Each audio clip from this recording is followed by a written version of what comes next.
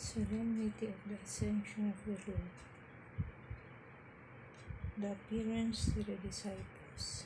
The Gospel reading is taken from the Gospel of St. Luke chapter 24 verses 46 to 53.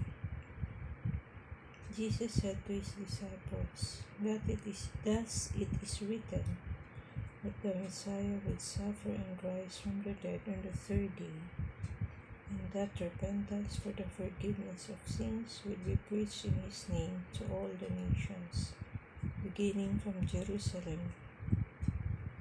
You are witnesses of these things.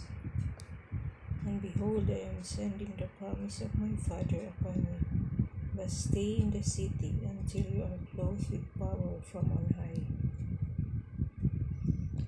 Then he led them out as far as Bethany, raised his hands and blessed them. As he blessed them, he parted from them and was taken up to heaven.